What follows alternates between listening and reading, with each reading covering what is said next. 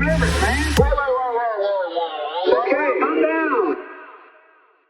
I wanted to start with you, Healani, because you're someone who really focuses on the history of Hawaii. And I know you're organizing a peace march for January 17th.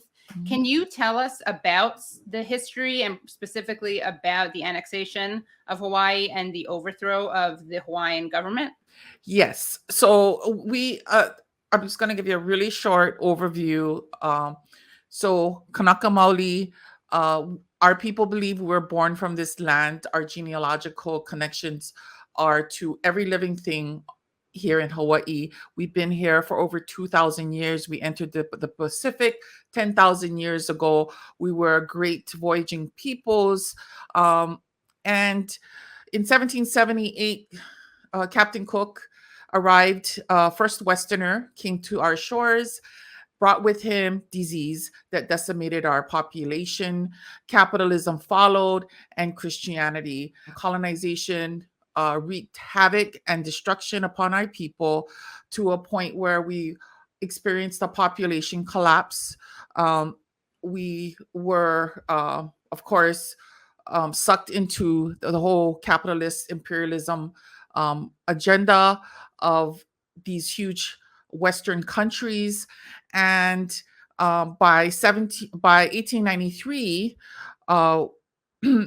there were powerful businessmen from America mainly that wanted more. Basically, by 1893, our population was still on the decline, but we still had our independence. We were a recognized nation in the family of nations from the mid 1800s, and 1893 was when our independent, peaceful Hawaiian kingdom was overthrown without cause by just a handful of businessmen to protect their interest here in Hawaii. And their interest was very much tied to sugar. Sugar was an important industry during that time. Basically, they wanted it all. And these mainly the ones who overthrew our queen and imprisoned her in her own palace were the descendants of the missionaries who arrived in 1819. And they came here to Christianize us, and then their descendants actually were part of disenfranchising us, disenfranchising the native people here in Hawaii.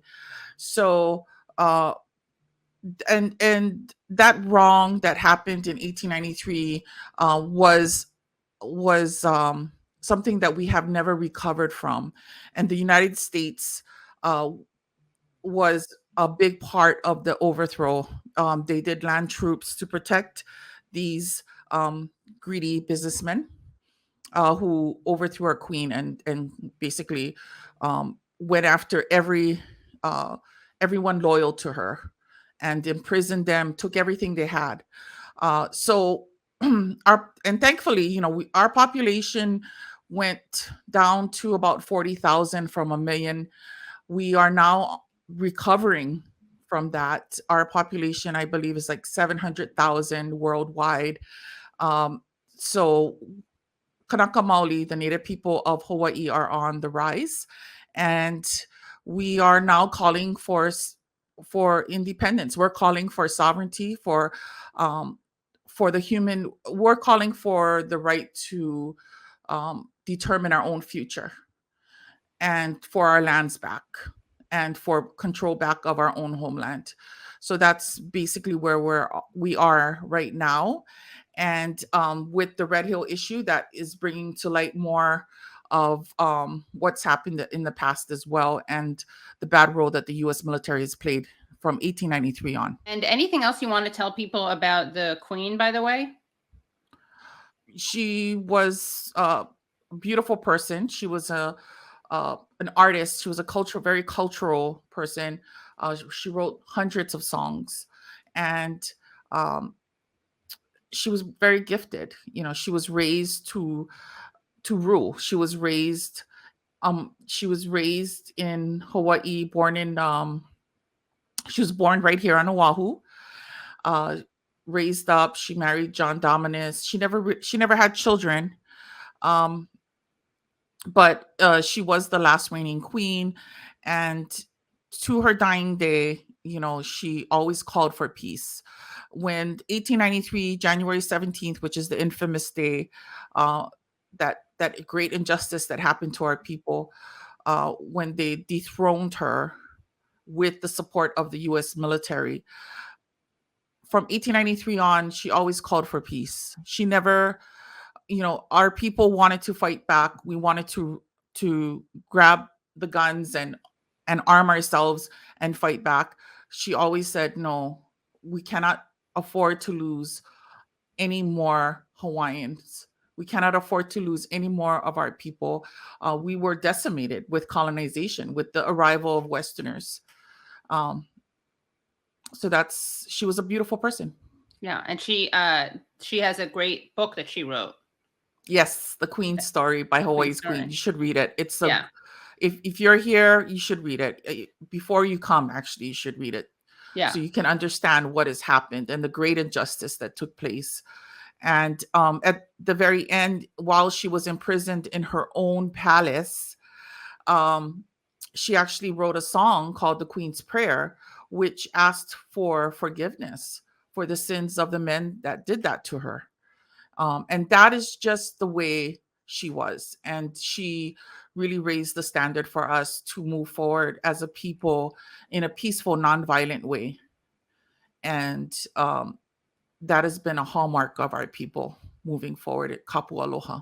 And you will be marching to the palace? Yes. So we are marching. We have almost 20 schools coming. Thousands of children will be there. It's on a Tuesday.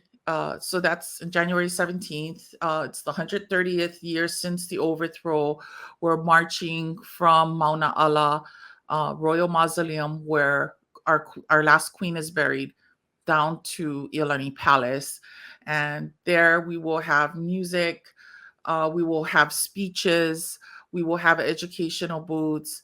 And it's really a great time to come together. And Hawaiians, Kanaka Maoli, are very unified in many ways culturally, and we're it's just a great way to galvanize our community and keep the movement moving forward.